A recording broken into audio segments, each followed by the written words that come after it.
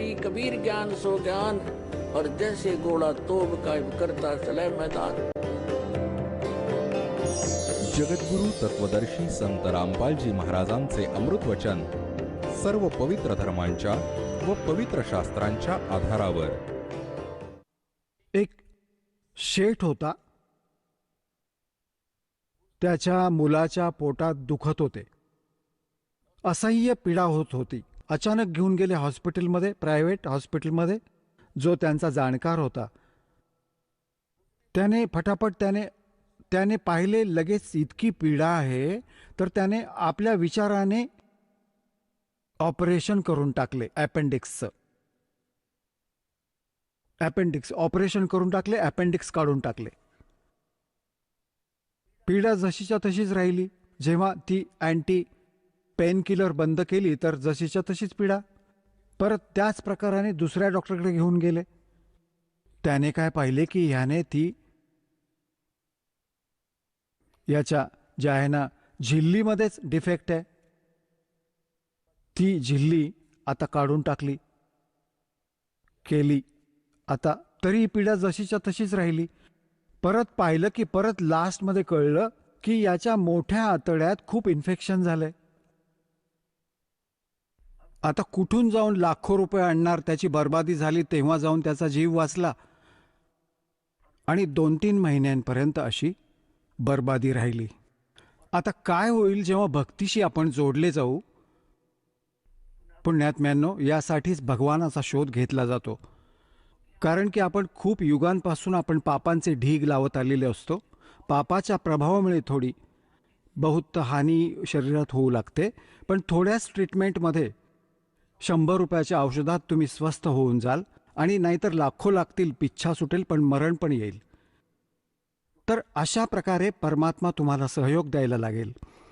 या दासाचा खूप बिटर एक्सपिरियन्स आहे ह्या मार्गामध्ये, कारण की तेव्हाच ह्या मार्गाला, त्या परमात्म्याच्या मार्गाला, त्याच्या आदेशाला तुमच्यापर्यंत पोहोचवण्याचा प्रयत्न केला आहे की ह्यामुळे खूप लाभ मिळेल तुम्हाला।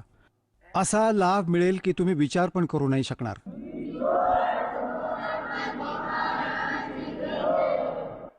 भगवानाला आपण ह्यासाठीच शोधत होतो की तो आपल्याला सर्व सुख देतो। तर तो सर्व सुखदायी परमात्मा मिळालाच नव्हता, आता मिळालाय सर्व सुखदायी। आता तो सुखच सुख देईल, इथे दुःख होऊच शकत नाही। जसा बर्फ आहे, AC रूम आहे, तो ठीक चालला असेल तर त्यामध्ये गरमीचे काय काम? तर असं परमात्म्याचं हे कनेक्शन मिळाल्यानंतर तुमच्या परिवारामध्ये विचार करा की गरमीच्या दिवसात AC लागला आणि तो थंडीत पण काम करेल, म्हणजे ऑटोमॅटिक आहे परमात्म्याची सिस्टीम, आपल्याला हर प्रकारे सुख देईल। आपण आता प्रसंग असा चाललाय की आपण ते स्थान विसरलो जिथे जाऊन आपण सदा सुखी राहू, आणि आपण सगळे पहिल्यांदा तिथेच राहत होतो। आता काही भक्त अज्ञानामुळे, भोळे भाळे ज्यांना ज्ञान नाही, ते हा प्रश्न करत असत की एक गोष्ट सांगा, जर सगळेच इथून चालले गेले तर इथे कोण राहणार? सांगा। आता त्यांना हीच चिंता होत आहे की इथे कोण राहील सांगा। अरे इथे असा तर एक दगड आहे, फिरत राहील। आपण काय ठेका घेतलाय का या पृथ्वीचा? हा मंगळ ग्रह, हा चंद्र, हे सारे धक्के खातील आणि फिरतच राहतील। आपण आपल्या सतलोकात जाऊ, ह्या कोणाची आपण काय करणार? तर ज्याची असेल तो सांभाळेल याला। तर सांगण्याचा भाव असा आहे की आपण इतके रंगलो आहोत। इथे जसे एक भक्त भोळाबाळा, त्याच्या घरी त्याची पत्नी खूप आजारी होती, खूप फारच संकटात होती, हर प्रकारचा त्रास होता।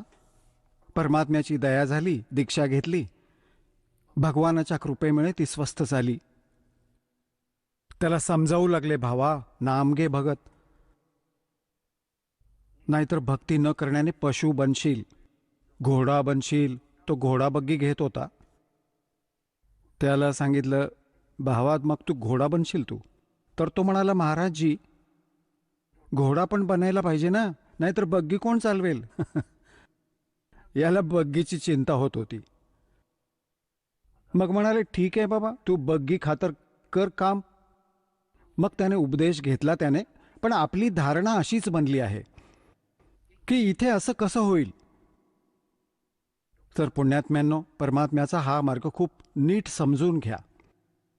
जसं ज्या उद्देशाने परमात्मा स्वतः येत असतात त्या चांगल्या लोकातून ह्या घाण लोकात तुमच्यासाठी, तर हे किती इम्पॉर्टंट काम असेल. एकतर असे तसे ते भगवान इतक्या दुरून आले नाहीत तुम्हाला हे ज्ञान देण्यासाठी की तुम्ही इथले रहिवासी नाही आहात. सतलोकामध्ये खूप सुख आहे आणि जे सुख तुम्ही इथे शोधत आहात हे तुम्ही 1000 लाख करोडे वर्ष शोधत राहिलात तरी मिळणार नाही. एका जन्माची जर गोष्टच सोडा. आणि इथे काय अवस्था आहे तुमची त्याच्याशी आपली ओळख करून देतो. इकडून काळाचे दूत पण आपल्या खूप काळ प्रेरणेमुळे अज्ञानाचा प्रसार करत आहेत जागोजागी. आणि पुण्यात्म्यांनो, परमात्म्याने इथे येऊन म्हणून आपल्याला हे ज्ञान सांगितले की आपण त्याची लेकरं आहोत. आणि हा जो काळ आपला दुरुपयोग करतो आहे, आपण ह्याची लेकरं नाही आहोत. आपल्या लेकरांना कोणी असं दुःखी करू शकतो. कोणाचा पाय तुटला, कोणाचा डोळा फुटला आणि कोणाचा हात तुटून गेला, कोणाचा मुलगा मेला, कोणाची मुलगी मरून गेली, कोणी कॅन्सरने पीडित आहे, कोणी पशुपक्षी बनून गाढव कुत्रे बनून विष्ठा खात आहेत, मूत्र खात आहेत. हे तर कोणी आपल्या लेकरांना असे दुःखी करू शकतो. तर ह्या भगवानाला आपण आपला परमात्मा नाही मानू शकत. इथला जो स्वामी आहे तो काळ आहे. ह्याचा उद्देश आपल्याला पीडित करणं आणि विचलित ठेवणं आहे. भ्रमित ठेवायचं होतं की यांना भगवानाचे ज्ञान न हो आणि कुठे हे पळून न जाओ. तर ह्याच्या आधी हे आपले संत पाठवले. आपण आपली ती पण लेकरं आहेत परमात्म्याची, संत आहेत. जसे काही त्या काळामध्ये फसून गेले, ते त्या अज्ञानाचे मास्टर बनून गेले, त्या अज्ञानाचा जागोजागी प्रचार करू लागले. भोळे आत्मा त्यांना संत महात्मा मानून त्यांच्या एक एक वचनाला शिरोधार्य मानले. आता जेव्हा हे सच्चे ज्ञान येते आहे तर जुना पेंट निघत नाही लगेच. तर दासावर दया केली परमात्म्याने की प्रथम ह्या सगळ्या संत ग्रंथांचं ज्ञान करवलं. मग ह्या संतांची वचनं बघितली की हे काय सांगतायत, आपले सद्ग्रंथ काय सांगतायत.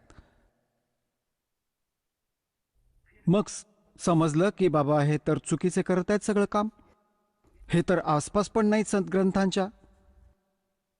1, 2, 3, 4, 10 शेकड्यांच्या संख्येत या संतांचा इतिहास, ह्याचं ज्ञान दासाने वाचून बघितलं. कदाचित हा तर चांगला महात्मा दिसतोय, ह्याचं कदाचित ठीक मिळून जाईल. मग जे निघून गेले इथून महापुरुष, ज्यांचा खूप बोलबाला होता, हे महर्षी दयानंद सारखे नकली, ह्यांच्यामुळे खूप प्रभावित होता दास.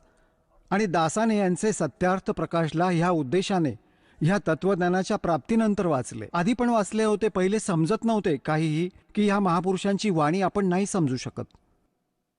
ह्या असा विचार करून ठेवून टाकत होतो याला. असेच ही पुराणे पण ठेवून देत होतो की बाबा ही तर भगवानाची माया आहे, आपण काय समजू शकणार. आणि मग दासाचे परमात्म्याने ते डोळे बनवून दिले तत्वज्ञानवाले. त्या दृष्टीने जेव्हा त्यांना बघितले, त्या चष्म्याने, त्या तत्वज्ञानाच्या चष्म्याने, तेव्हा बघितले की अरे नाश करून ठेवलाय सगळा. कख पण नाही यांच्याकडे, ना तर वेदांचं ज्ञान, ना सांसारिक, ना व्यावहारिक गोष्टी ठीक या लोकांच्या. तर हा खूप चिंतेचा विषय झाला. आणि ह्या सत्यार्थ प्रकाश दासाने ह्यासाठी वाचला होता की हे महापुरुषांचं लिखाण आहे आणि या महापुरुषाच्या विचारांना सगळे मानतात. आणि हो, परमात्मा दया करू दे आणि कबीर परमेश्वराच्या वचनांचं समर्थन मिळून जाईल. तर मला हे ज्ञान पुढे नेण्यासाठी खूप सुविधा होऊन जाईल की बघा सत्यार्थ प्रकाशमध्ये महर्षी दयानंद सुद्धा असंच बोलत आहेत.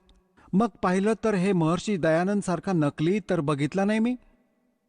अरे काय गजब आहे. एक पण व्याख्या वेदांशी किंवा कशाशीही मेळ खात नाहीये, सद्ग्रंथांशी. तर खूप दुःख झालं. तर ह्यासाठी मग जनतेच्या समोर ठेवणं सुरू केलं की ही ओरिजिनल नोट आहे, आपल्या सद्ग्रंथ ओरिजिनल नोट आहे आणि ही डुप्लिकेट नोट आहे ह्या संतांची, ज्यांना तुम्ही ओरिजिनल मानून ग्रहण केली आहे. आता प्रारंभी तर दासाला खूप कठीण गोष्टींचा सामना करावा लागला. कारण की श्रद्धाळू लोक असं म्हणतात की कोणाची निंदा करायला नाही पाहिजे. आपलं ज्ञान सांगा. अरे आपलं आपलं सगळं सांगतील तर सगळेच आपली दवंडी पिटवतील, आपापला राग. मग ते ज्ञान कुठं राहिलं? तो जसं सांगतोय तसं चालतच राहिलं होतं. पुण्यात्म्यांनो, जसं एकदा कोणीतरी 500-500च्या नोटा नकली छापल्या आणि त्या मार्केटमध्ये पोहोचल्या.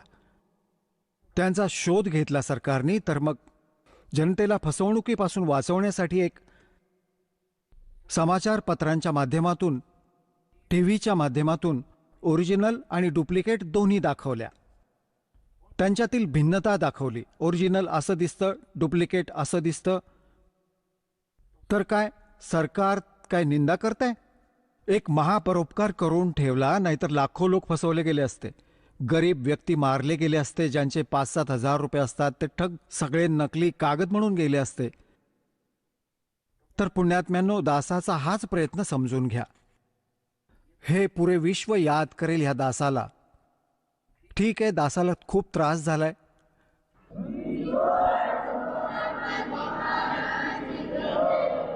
ह्या सच्चाईला समोर आणण्यासाठी, ज्ञान समोर आणण्यासाठी सहयोग होता कबीर भगवानांचा.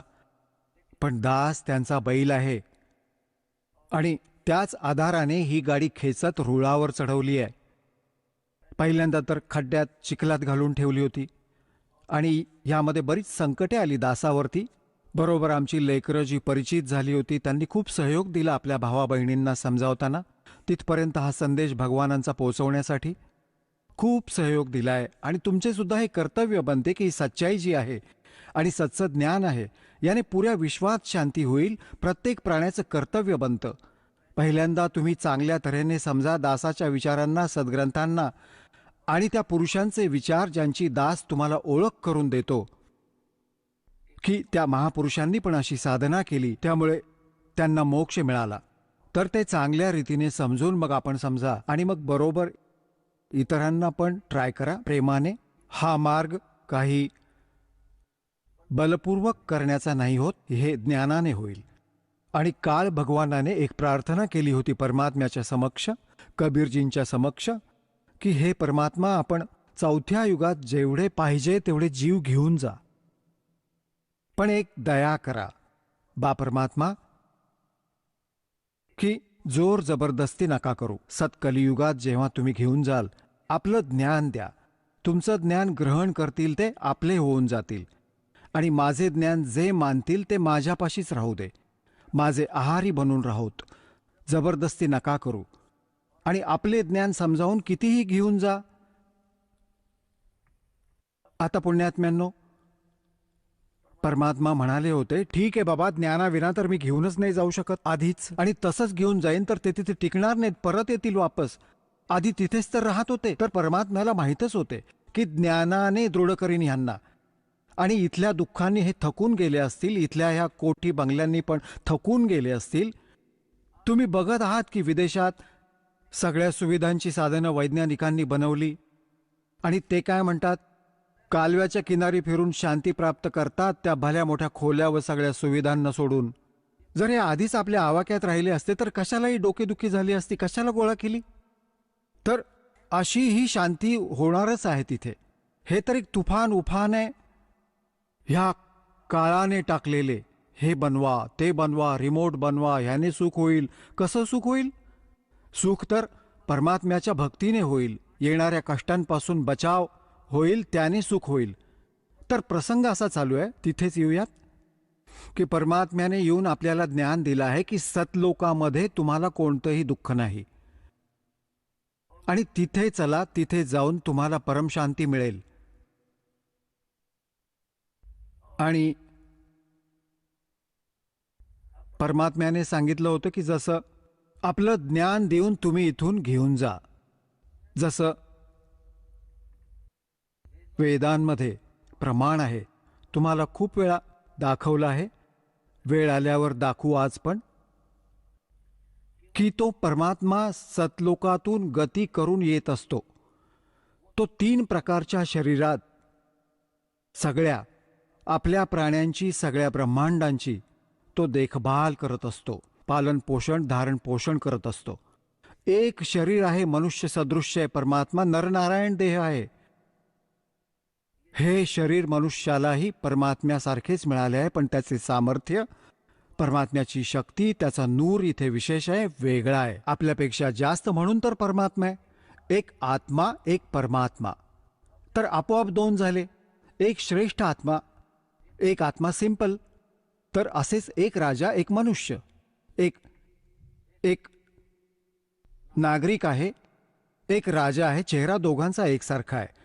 मनुष्य दोघेही आहेत, परंतु त्यांच्या सामर्थ्यात दिवस व रात्रीसारखा फरक आहे. असेच परमात्मा आणि जीव समजा. जीव जीव आहे, एक नागरिक आहे. परमात्मा आपला राजा आहे, तो मालक आहे, तो जनक आहे, तो पिता पण आहे. त्याच्यात तर सर्व गुण आहेत. तुमेव माताचे पिता, तुमेव बंधूचे सखा तुमेव. तर त्याच्यामध्ये सगळे गुण आहेत. परमात्म्यामध्ये तो सगळ्यांचा भ्राता पण तोच आहे, माता म्हणजे जनक पण तोच, पालक पिता पण तोच आहे, बंधू खरा साथी पण तोच आहे, आणि मित्र पण तोच आहे. बंधू म्हणजे बंधुभाव पण तोच आहे. तर त्यांनी,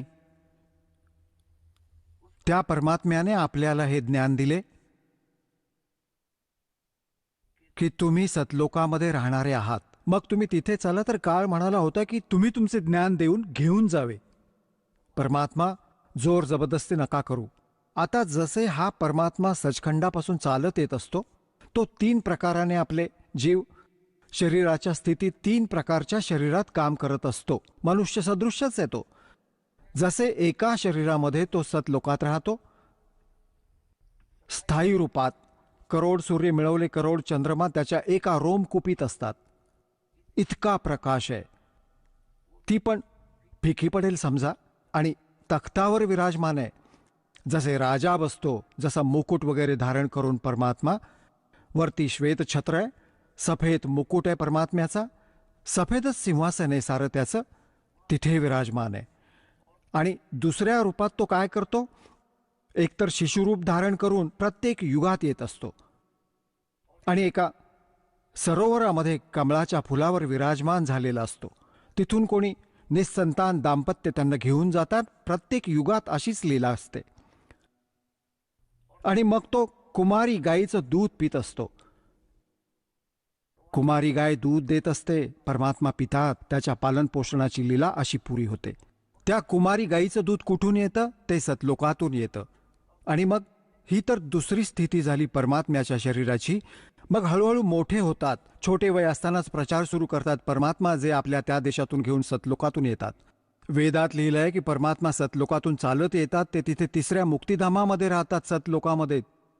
तिथून गती करून येतात आणि इथे चांगल्या आत्म्यांना भेटतात. काय उद्देशाने येतात? उपदेश करण्यासाठी, तत्वज्ञान समजवायला येतात. तर शिशु धारण करून परमात्मा येतात प्रत्येक युगामध्ये. तर हळूहळू मोठे होतात, आपल्या ज्ञानाचा प्रचार करतात. ही दुसरी स्थिती. आणि 3ऱ्या स्थितीत ते कसे येतात शरीरामध्ये? जसे कुठेतरी महात्म्याच्या रूपात प्रकट होतात. जसे जिंदा महात्म्याच्या रूपात कलियुगात ते जास्त आले आहेत. आणि जिंदा महात्म्याच्या रूपात ते कधीही येऊन कोणत्याही भक्ताला, चांगल्या आत्म्याला भेटतात. कोणकोणत्या चांगल्या आत्म्यांना भेटले? आदरणीय धरमदास साहेबजी, आदरणीय मुलुकदास साहेबजी, आदरणीय नानक साहेबजी, आदरणीय दादू साहेबजी, आदरणीय गरीबदास साहेबजी, गांव छुड़ानी, जिल्हा जज्जर, हरियाणा वाले, आदरणीय घिसादास साहेबजी, गांव खेकडा आणि जिल्हा मेरठ, उत्तर प्रदेशमध्ये. यांना भेटले जिंदा महात्म्याच्या रूपात येऊन, आणि त्यांना सतलोकात घेऊन गेले, सचखंड. आणि तिथे जाऊन मग त्यांना परत सोडले, कारण की ते दृढ भक्त होते. दृढ भक्तांना भेटतात, चांगल्या आत्म्यांना भेटतात, ते जेणेकरून त्यांना मिशनमध्ये सहयोग देऊ शकतील. तर ते स्टेनलेस स्टील होते, जे त्यांना सांगून टाकले दात्याने. ते फायनल त्यांच्यासाठी, सगळे जग एका बाजूला आणि ते महापुरुष एका बाजूला. जसे तुम्ही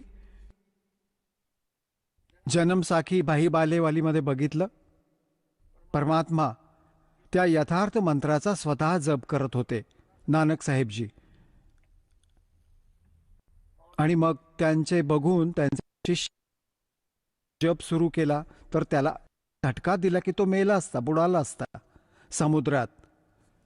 एक बस अशी घाबरला मर्दाना, तर त्याला सांगितलं की तू नक्कल नको करू, माझी करणी बघू नकोस, मी जे सांगतो त्या गुरु आज्ञेचे पालन कर.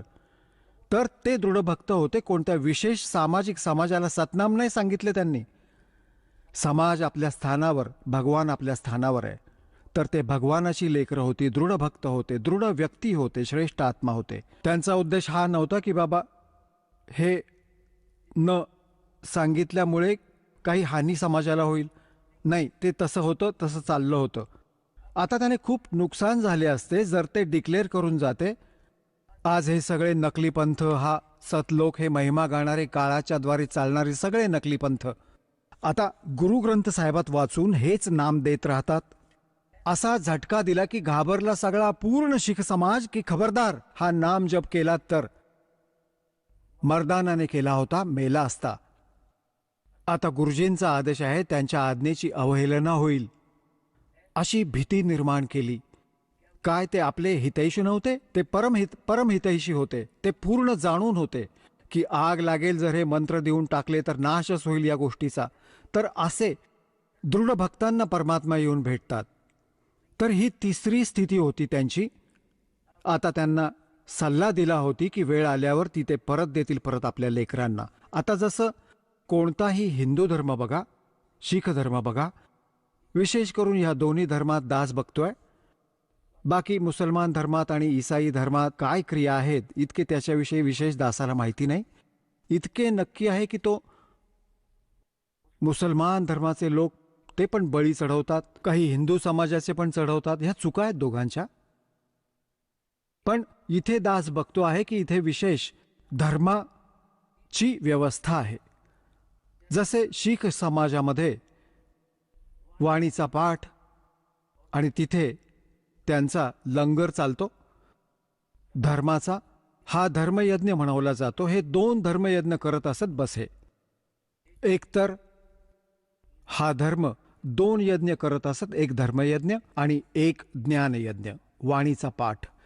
तर ह्याने काय होतंय, मोक्ष नाही मिळू शकत सगळे जन्मसुद्धा या क्रियांमुळे, पण मनुष्याच्या शरीराची संख्या वाढत जाते.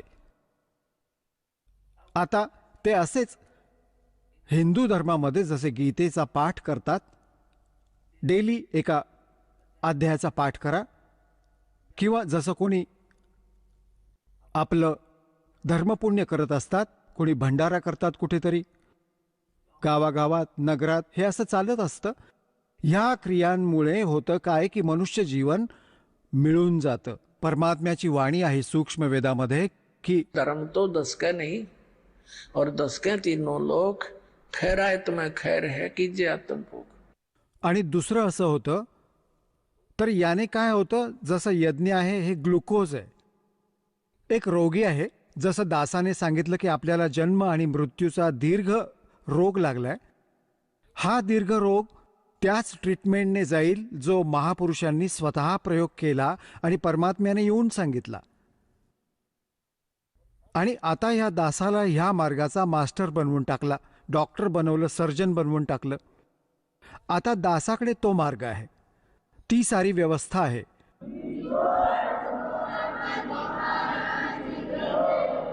आणि त्या महापुरुषांनी काय केलं की ह्या सगळ्या मानव समाजाला ग्लुकोज लावून टाकलं. ग्लुकोज जे असतं ते रोगाचा नाश करत नाही, हे शरीराला नष्ट होण्यापासून वाचवत असतं, पाण्याच्या कमीची पूर्ती करत असतं. जसं सर्जन किंवा डॉक्टर कुठे बाहेर गेला असेल आणि इमर्जन्सी केस येत असतात, हे कंपाऊंडर आणि दुसरे त्यांना विचारत असतात की असे असे रोगी आहेत, काय करावं. तर सांगतो की याला ग्लुकोज लावून टाका आणि हे इंजेक्शन देऊन टाका, तेवढ्यात मी येतो. तर तो तास 2 तास किंवा पुढच्या दिवशी सुद्धा येतो. तर ते ग्लुकोज लावल्यानं ते शरीर त्याचं नष्ट होत नाही. मग येऊन चेक करून जी ट्रीटमेंट द्यायची आहे ती डॉक्टर देईल.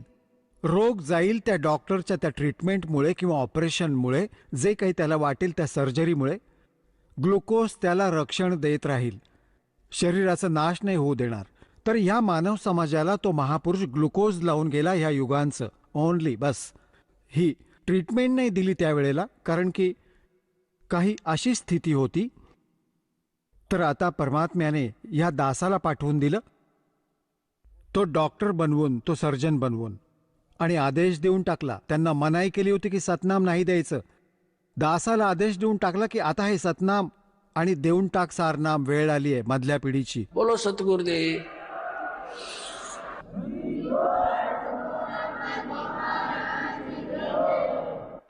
तर पुण्यात्म्यांनो, असा प्रसंग चालू आहे की ह्या दृढात्म्यांनी परमात्म्याच्या प्रत्येक आज्ञेचं पालन केलं. आता जशी गोष्ट चालू आहे की ज्ञान देऊनच तुम्ही घेऊन जावं आपल्या लेकरांना, आपलं ज्ञान स्वीकार करू आपलं. आता जसं परमात्मा भेटले होते हजरत मोहम्मदला, ज्यामुळे मुसलमान धर्म चालला. आता तो चांगला आत्मा होता, दृढ भक्त नव्हते ते.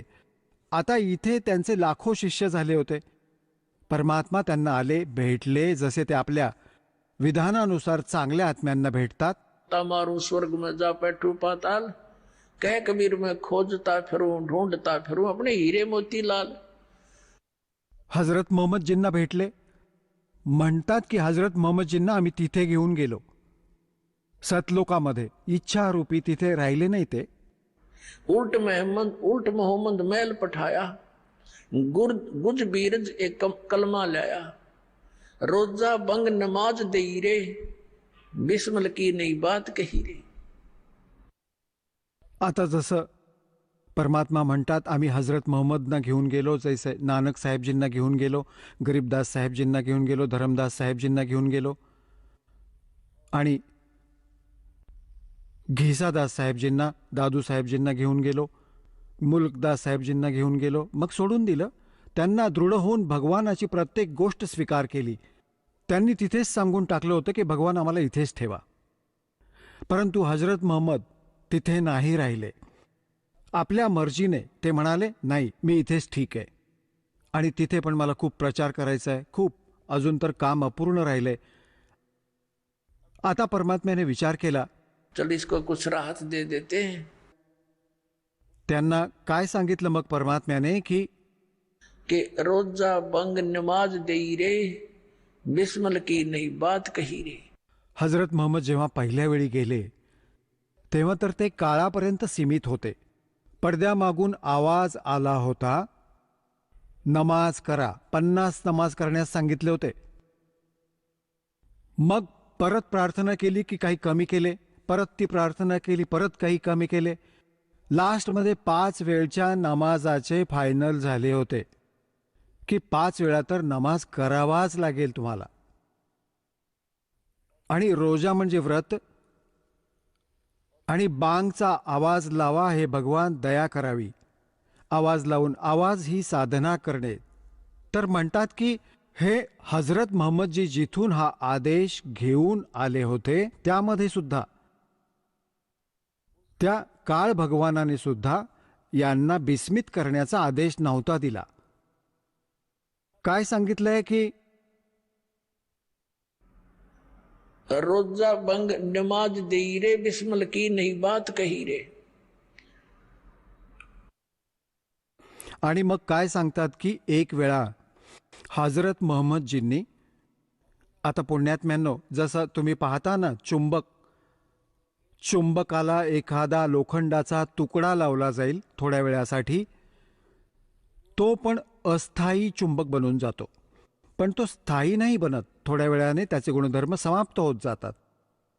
असेच हे जितके सुद्धा महापुरुष त्या परमात्म्याला भेटले होते, त्यांना घेऊन गेले होते, सतलोकाहून परत सोडले होते, यांच्यामध्ये सिद्धी आल्या होत्या. आपोआप येत जातात त्या परमात्म्याच्या संपर्कात आल्याने, वरून त्या लोकातून परत येण्याने. एवढं तर आपोआप इतक्या चिकटून जातात ह्या सिद्धी, असंख्य सिद्धी पडून आहेत. तर तिथून जेव्हा हा परत आला, हजरत मोहम्मदमध्ये सिद्धी आली, वचनामध्ये पण सिद्धी आली. तर त्याने एक दिवशी एक गाय मारून टाकली. पहिल्यांदा तर एका बकऱ्याला मारलं वचनाने, तो बकरा मरून गेला. बकरेवाला रडू लागला की मी तर गरीब माणूस होतो, हे काय होऊन बसलं. लोक जमा झाली. मग त्या बकऱ्याला जिवंत करून टाकलं वचनाने. आनंद झाला सगळ्यांना. लाट पसरली की बाबा हजरत मोहम्मद तर खरंच नबी आहेत, खूप सिद्धी आहे त्यांच्यामध्ये, मेलेल्या बकऱ्याला जिवंत करून टाकलं. त्यांच्या खूप दूरपर्यंत गोष्टी पसरल्या आणि त्यांचे अनुयायी होते जागोजागी, ते चर्चा करू लागले. लोकांनी हरकत घेतली कारण की विरोध खूप होता. ते म्हणाले की आम्ही तेव्हाच समजू जेव्हा तू गाय मारून जिवंत करून दाखवशील, आमच्या समोर कर. तेव्हा हजरत मोहम्मदने ती गाय, सगळे एकत्र जमले आसपासचे लोक, वचनाने ती गाय मारून टाकली. ती मरून गेली. आता तिला जिवंत करण्याची वेळ आली, ती जिवंत नाही होऊ शकली. तेव्हा परमात्मा म्हणतात कि तब हम मोहम्मद याद किया रे. तेव्हा हजरत मोहम्मदने माझी आठवण काढली.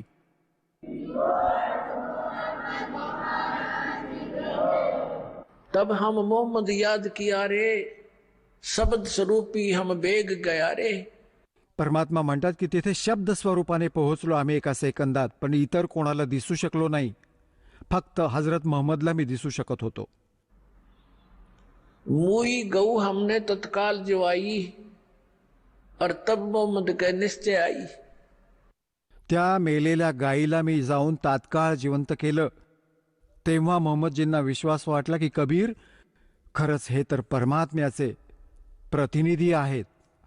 म्हणतात की जब मोहम्मद के निश्चय आई, तुम कबीर अल्लाह दरवेशा,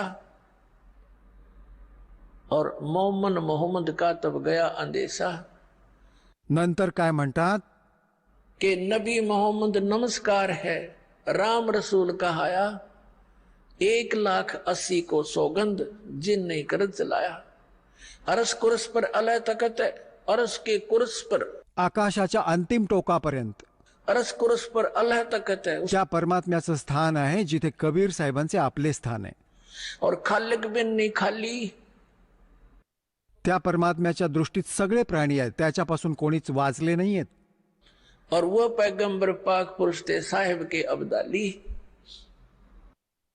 आता काय सांगतात की तुम्ही हजरत मोहम्मदचे नाव घेऊन गाय मारत आहात. ही गाय जी मानता आहात, दिवस विशेष करून गाय मारत असता, तर त्यांनी गौ शब्दाने मारली होती आणि शब्दाने जिवंत केली होती. कारण की लोकांनी असा विचार केला होता की जर मोहम्मदने जिवंत करून दिली तर त्याच्यासाठी परत सांगितलंय की मारी गौ शब्द के तीरम, वचनाच्या तीराने मारली. और ऐसे होते मोहम्मद पीरम. ते मोहम्मद पीरम असे होते. और शब्द फेर जवाई, अनसा राख्या गोसत नी बाखा, ऐसे पीर मोहम्मद भाई. आता परमात्मा पहा, आपण तर सगळं काम करून टाकलं, मग त्याला शाबासकी देत आहेत. अरे हजरत मोहम्मद तर असे महापुरुष होते, त्यांनी वचनाने गाय मारली होती आणि वचनाने जिवंत करून दिली. मांस नाही खाल्लं, त्यांनी जीवाचं रक्षण केलं. तुम्ही तर मांस खाताय त्याचा आडोसा घेऊन. तर त्यासाठी म्हणतायत की वो पैगंबर पाक पुरुष थे साहिब के अब्दाली. ते महापुरुष होते, पवित्र आत्मा होते. तुम्ही त्यांच्या आड हे पाप करता स्वतः आणि नाव त्यांचे घेता. नबी मोहम्मद नमस्कार है, राम रसूल कहाया. ते तर आदरणीय महात्मा होते, महापुरुष होते, परमात्म्याचे नबी म्हणवले. और 1,80,000 को सौगंध, त्या शपथ आहे, त्या 1,80,000 मुसलमान बनले होते जे साधेसुधे होते. त्यांनी करवत नाही चालवली, त्यांनी जुलूम नाही केला ज्याची तुम्ही सुरुवात करून ठेवली आहे. आणि म्हणताय अर्श कुर्स पर अल्लाह तकत है, खालिक बिन नहीं खाली. और वो पैगंबर पाक पुरुष थे साहिब के अब्दाली. ते तर पवित्र आत्मा होते, परमात्म्याच्या कृपेला पात्र होते. तर अशा प्रकारे परमात्मा हे सांगू इच्छितात की ज्ञानानेच आपण तिथे घेऊन जाऊ. आता जसे हजरत मोहम्मदला घेऊन गेले ते दृढ नव्हते, चांगले आत्मा होते, तसे भेटले भगवानाला स्वभाववश, पण तिथे नाही राहिले. आणि आता बघा ही कहाणी कशी बिघडली यानंतर इथे. तर अशा प्रकारे ह्या ज्ञानानेच आपण सतलोकात जाऊ. कारण की आपल्याला हा दृढ विश्वास असेल की हे जे ज्ञान दिले जात आहे ओनली या दासाचे नाही आणि केवळ एक बनावट इतिहासाचे नाही. हे स्वतः गॉड गिव्हन परमात्म्याने येऊन सांगितले आणि आपले साक्षीदार बनवले सतलोकात घेऊन जाणं आणि परत सोडलं त्यांना.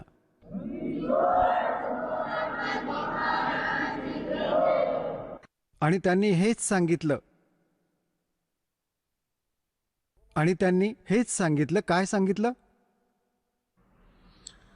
मन तू चल रे सुख के सागर, जा शब्द सिंधू रत्नागर. आदरणीय गरीबदास साहेबजींना परमात्मा सचखंडामध्ये घेऊन गेले होते आणि मग त्यांना परत सोडलं होतं. आपला साक्षीदार बनवलं होतं. त्यांना समजावलं होतं, बेटा या काळाच्या जाळ्यात फसलेले आहेत तुमचे सगळे भाऊ बहिणी आणि त्यांना समजवायचं आहे. हे ज्ञान मी तुला दिलं आहे, याला प्रमाणित करून जा. आता गरीबदास साहेबजींची वाणी आता 150-200 वर्ष आधी लिहिली गेली, 250 वर्ष आधी.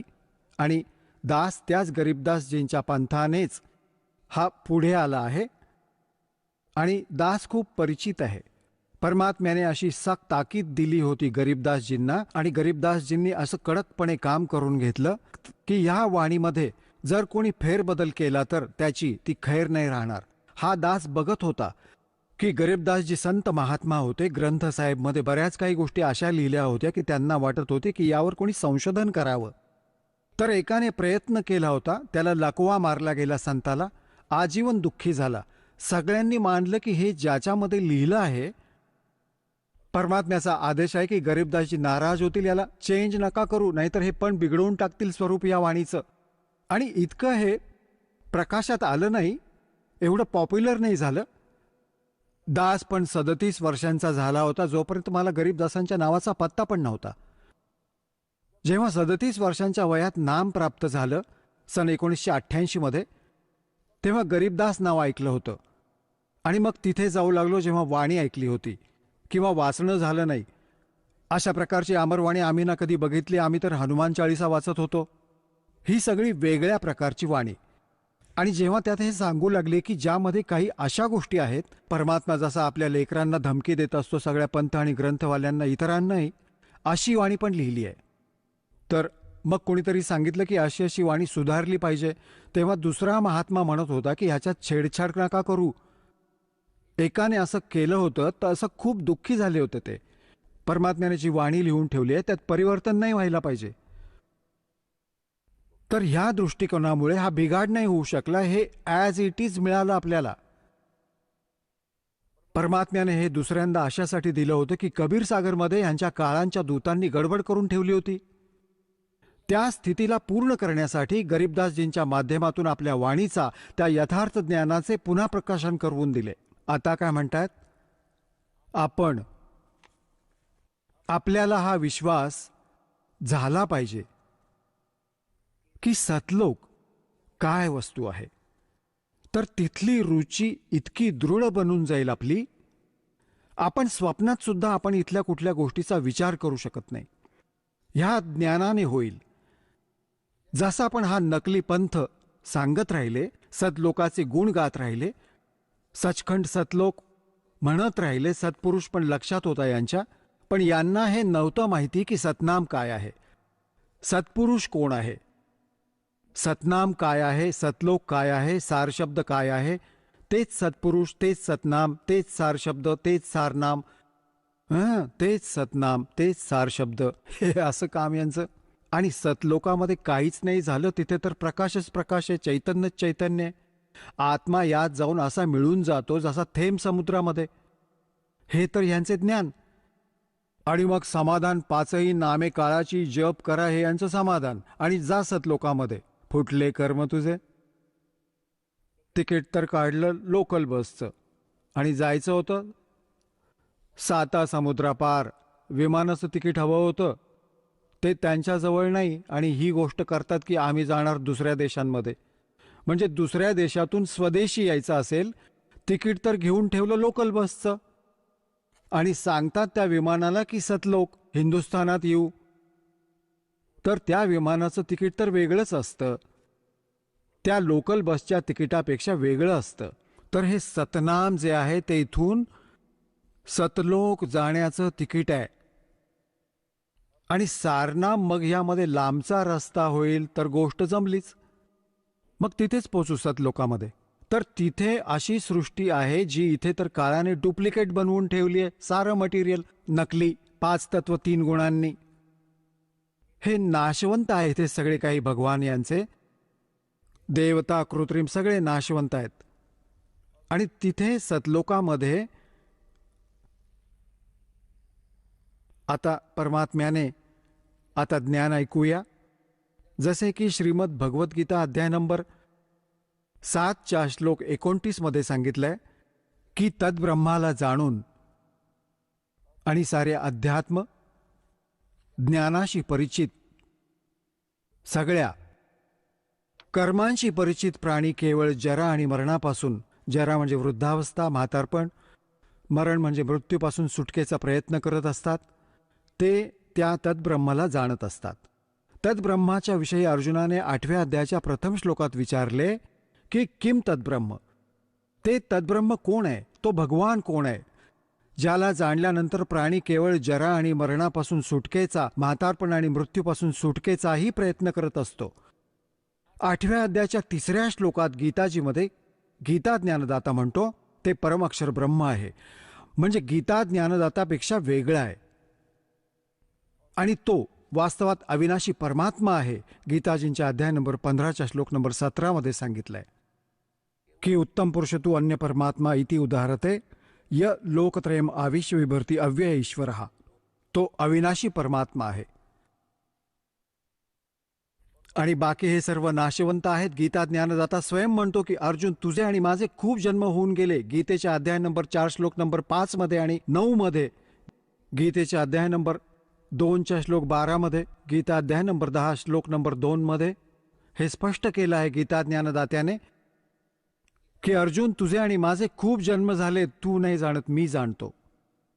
तर गीता ज्ञानदाता नाशवंत आणि गीता अध्याय नंबर 15 आणि श्लोक नंबर 16 आणि 17 मध्ये 2 पुरुष सांगितले, दोन्ही नाशवंत, क्षरपुरुष आणि अक्षरपुरुष. कारण की त्यात स्पष्ट केलं आहे की हे आणि यांच्या अंतर्गत जितके प्राणी आहेत सगळे स्थूल हे नाशवंत आहेत, जीवात्मा तर कोणाचा मरतच नाही.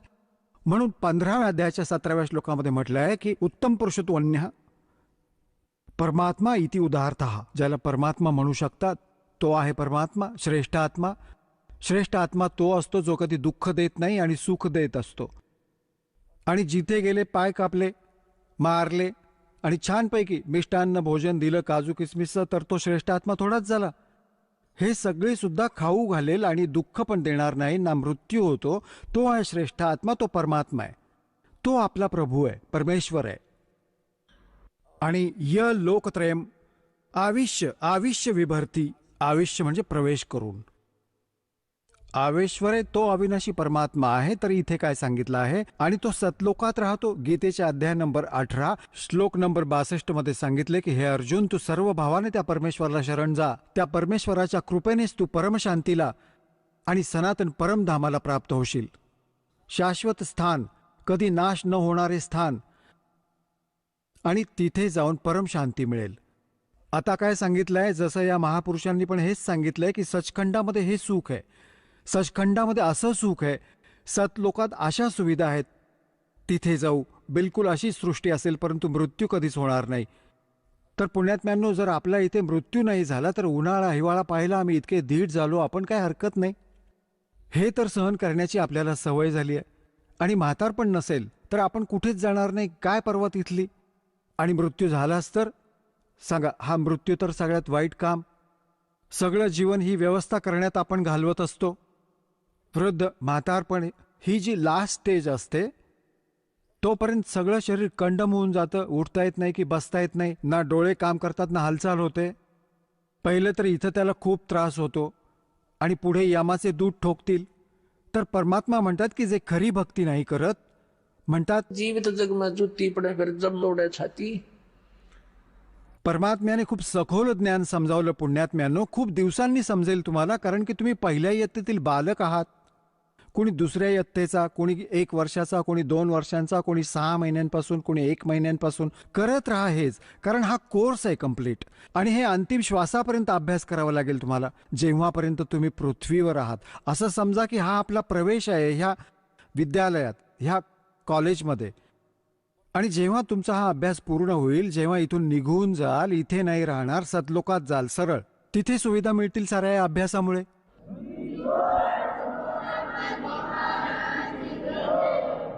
जसं मुलगा कॉलेज शाळेत शिक्षण घेतो, तर त्या अभ्यासाचं फळ त्याला त्या कॉलेजमध्ये नाही मिळत. तिथे जाऊन जर कोणी बडबड करत असेल तर तो आपलं जीवन नष्ट करतोय, तिथे सुविधा घेत राहिलाय. पिक्चर बघतोय, चांगलं खाणं खातोय, दारू बिरू शराब पितोय आणि अभ्यास नाही, तर इथे जे अन्य कार्य आपण करत आहोत ते ह्या कॉलेजच्या नियमांच्या विपरीत आहे. हे नाही करायचं आपल्याला. इथून तर आपण आपला अभ्यास करून, मेहनत करून, भक्ती करून, आणि ही सुविधा आपल्याला सतलोकात मिळेल. जो मुलगा शाळेत कॉलेजमध्ये जातो त्याच्या सुविधा त्याला बाहेर फील्डमध्ये मिळते, तिथे नाही मिळत. परमात्म्याने हा दास पाठवून दिला आपल्यासाठी इथे टीचर बनवून, आणि तुम्ही स्टुडंट विद्यार्थी आहात. आणि हे आधुनिक इन्स्ट्रुमेंट हे गॉड गिव्हन आहे असं नका समजू. मनुष्याचा शोध आहे हा मनुष्य इथे होता 4 युग झाली. मागचा इतिहास बघून घ्या. एक रेडा आहे, बग्गी एवढं स्थान असायचं. आता त्याच्यात 6 खेचरं जोडली गेली, घोडे. आता त्यातूनच फिरतायत हे मानव. कुठे काय होतं यांच्याकडे? पूर्वी मातीच्या हे कटोऱ्यात रोटी खात असत, कटोऱ्यामध्ये. तर हे देवाने दिलं आहे की एक टीचर घरी बसून शिकवतो, ऐकतील, अभ्यास करतील मुलं आपल्या देवाची सगळी लेक्चर. हा दास लेक्चर देईल, भगवानाने दिलं ज्ञान घरी बसून ऐकतील आणि शिकतील आणि गदगद होऊन जातील घरी बसून.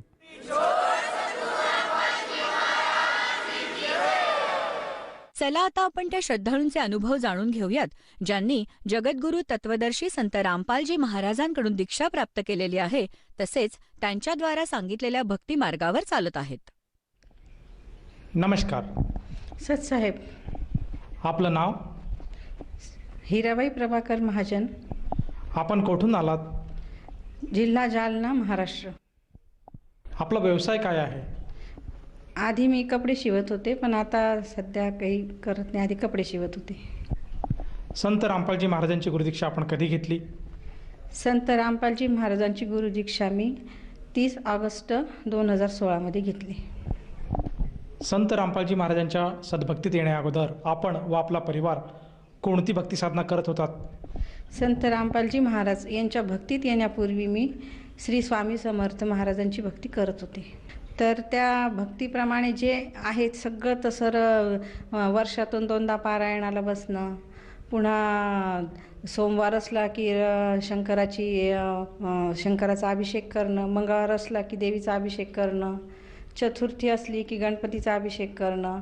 आणि हे सगळ्या सेवा करताना मात्र ते सेवा करायच्या आधी पितरांना खुश ठेवण्यासाठी पितृशांती सुक्त म्हणायचे, पितरांचं हवन करायचे, देवाची पूजा करायच्या आधी. हे सगळ्या ज्या त्यांनी जशा दिलेल्या होत्या भक्ती, सगळी भक्ती करत होते. पुन्हा मातृगा इथे जाऊन आम्ही पिंडदान केले. अशा खूप भक्ती केली. ह्या स्वामी समर्थ मार्गाची आम्ही उपवास केलेत. दर महिन्याच्या पौर्णिमेचा सत्यनारायण करत होते. खूप भक्ती केली. ताई, जसं आपण सांगत आहात की पूर्वी आपण स्वामी समर्थ या संस्थेशी आपण जोडले होतात आणि त्यांनी जी काही भक्ती साधना दिले होते, जे काही पारायणे, जे काही अध्ययन, जी काही पूजाविधी आपल्याला दिली होती, ती पूजाविधी आपण मनोभावाने करत होतात. तर मला असं विचारायचं आहे की भक्तिविधी आपण करतच होतात, तर संत रामपालजी महाराजांच्या मार्गात यावं असं आपल्याला का भासले आणि आपण त्यांच्या शरणात का आलात? आमच्या कुटुंबामध्ये जरा प्रॉब्लेम झालेत. मुलांचे लग्न झालेत. लग्न झाल्यानंतर जरा प्रॉब्लेम झाल्यामुळे ते सुनबाई म्हटली की मला राहायचं नाही इथे. आणि तिला लहान मुलगी होती. तर मग 14 महिन्याचीच मुलगी होती तिला. तर ती म्हटली की मला राहायचं नाही इथे, मला फारकती पाहिजे. तर मग मी म्हणायची इतकी 14 महिन्याची मुलगी सोडून कसं होईल. मी इतकी टेन्शनमध्ये गेले की ह्या लहान बाळाचं काय होईल, हे दोघा नवरा बायकोंच्या भांडणामध्ये हे लहान बाळाचं काय होईल. तर मी विचार करून करून इतकी माझी तब्येत खराब झाली. मला रात्रीची झोप नाही आणि सारखं म्हणजे जेवण तर मला जातच नव्हतं. मग तशात मला एकाने सांगितलं की तुम्ही दिंडोरीला जा म्हणे. दिंडोरीला जा आणि तिथून सेवा घेऊन या, मग तुमचं जरा संकट दूर होईल म्हणे. मग मी दिंडोरीला गेले. तिथे मग त्यांनी मला भैरवचंडीची सेवा दिली. ती 28 दिवसाची सेवा दिली. तर ती भैरवचंडीची सेवा मी सकाळी 3 वाजता उठून सकाळी ती भैरवचंडीची सेवा करू लागली. 3 तर जवळजवळ 7:30-8 वाजेपर्यंत मला ती सेवा करायची असायची. तर ती पूर्ण सेवा केली. पण ती सेवा केल्यानंतर मी काही मला म्हणजे असं हे वाटलंच नाही, मनशांतीच नव्हती माझ्याजवळ. मी सारखी रडायची की माझ्या कुटुंबावर असं काय प्रसंग आला. त्या लेकराकडे बघायचे, असं काय झालं माझ्या. मी तर सगळ्या आधी पूर्ण जे जसं सांगितलं घराला शांती मिळावी म्हणून तुम्ही काय काय करा, मी सगळं करत होते, सगळं वाचत होते, त्या 11 माळी 3 अध्याय सगळं करत होते. पण तरी अशी वेळ का आली. मी त्या लेकराकडे बघून फार म्हणजे खूप हे झाले की या लेकराचं कसं होईल म्हणून. तर तशातच आमच्या स्वामी समर्थ मार्गातल्याच एक ताई ह्या संत रामपालजी महाराजांच्या मार्गात गेलेल्या होत्या. मग त्यांना आमची हे कळालं, त्यांनी मग त्या आमच्या घरी आल्या आणि त्यांनी मला ज्ञानगंगा हे पुस्तक दिलं वाचायला. त्यावेळेस माझी भैरवचंडीची सेवा चालू होती. तर मी त्या ताईंना म्हटलं मी पुस्तक नंतर वाचेन, ही माझी पूर्ण भैरवचंडीची सेवा झाली की मग मी पुस्तक वाचेन. मग त्या म्हटल्या तुम्हाला जसं वाटलं तसं करा, पण हे पुस्तक वाचा. मग माझी पूर्ण ती 28 दिवसाची सेवा झाल्यानंतर मी ते पुस्तक वाचलं. ते पुस्तक वाचल्यानंतर मला त्याच्यातलं ज्ञान कळालं, सृष्टी रचना ते सगळं कळालं. आणि मग मी म्हटलं आपण इतक्या वर्षापासून ही भक्ती करत होतो, तर आपल्या मनशांतीच मिळाली नाही, तर बघू आपण इकडे जाऊन बघू, इकडे आपल्याला मनशांती मिळते का. मी मनशांतीसाठी ह्या मार्गामध्ये आले.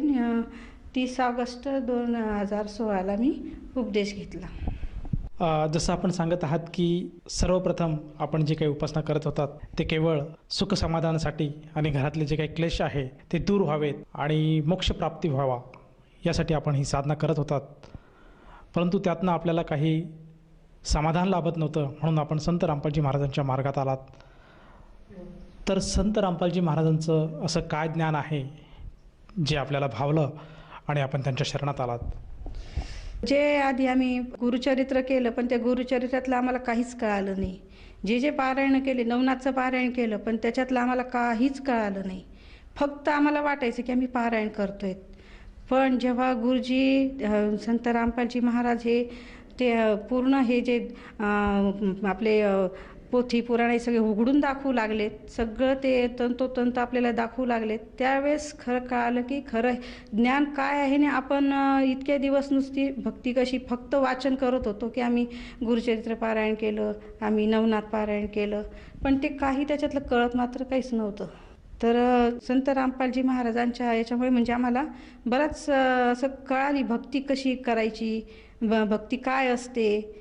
आम्हाला आधी वाटायचं उपवास करणं म्हणजे भक्ती, देवाला जाणं म्हणजे भक्ती, पण खरी भक्ती काय आहे ती संत रामपालजी महाराजांच्या त्या ज्ञानामुळे आम्हाला कळाली. जसं आपण सांगत आहात की संत रामपालजी महाराजांमुळे आपल्याला सद्भक्ती कळाली, खऱ्या अर्थाने परमेश्वर कोण आहे आणि त्याची भक्तिविधी काय आहे हा मार्ग कळाला, हा मंत्र मिळाला आपल्याला.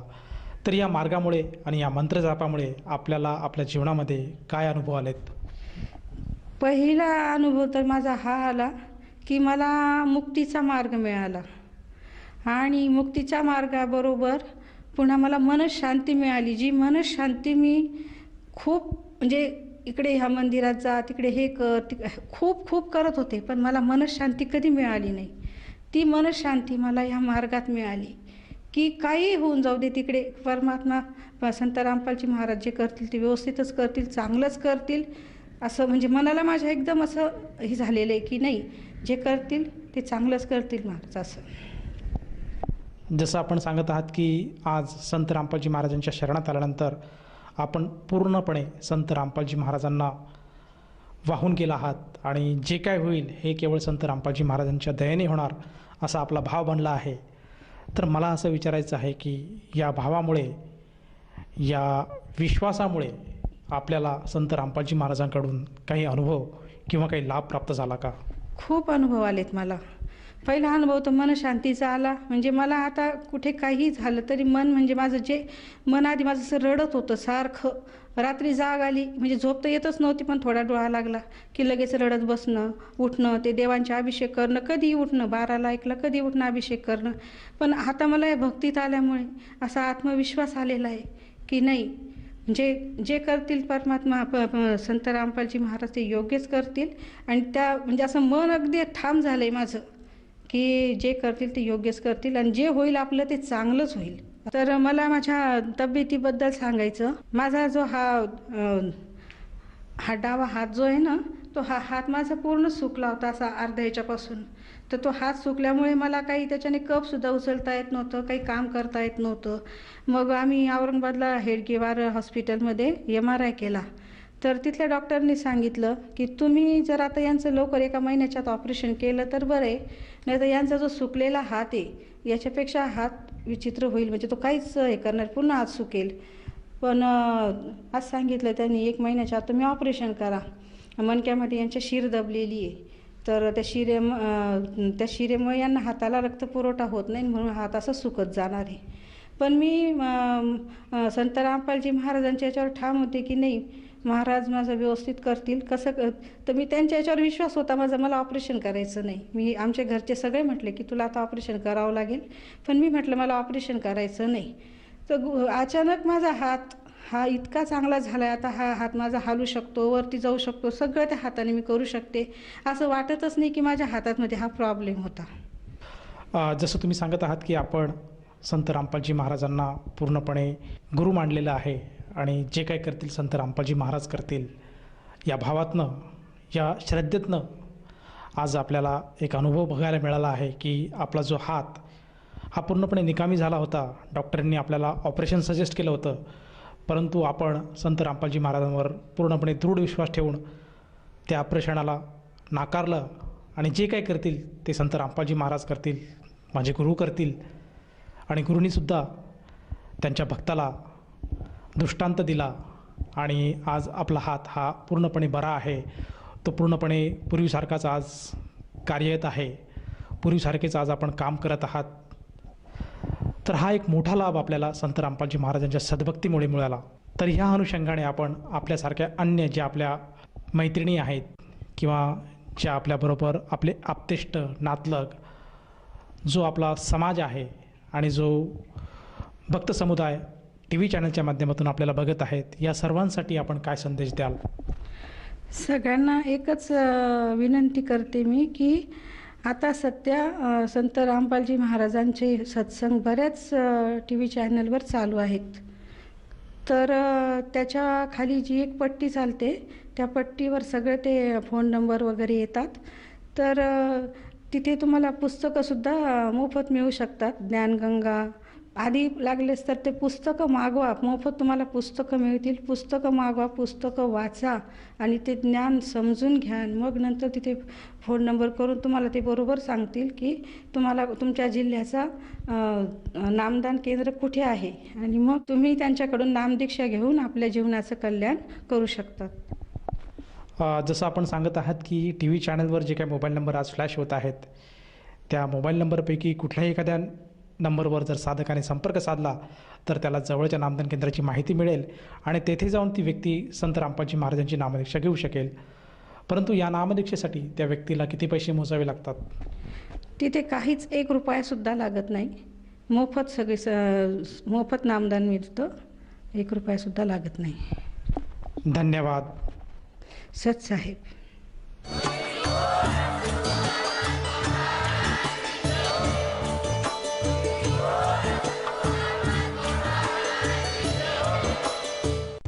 आपण ऐकत होता जगद्गुरु तत्वदर्शी संत रामपालजी महाराजांचे मंगल प्रवचन.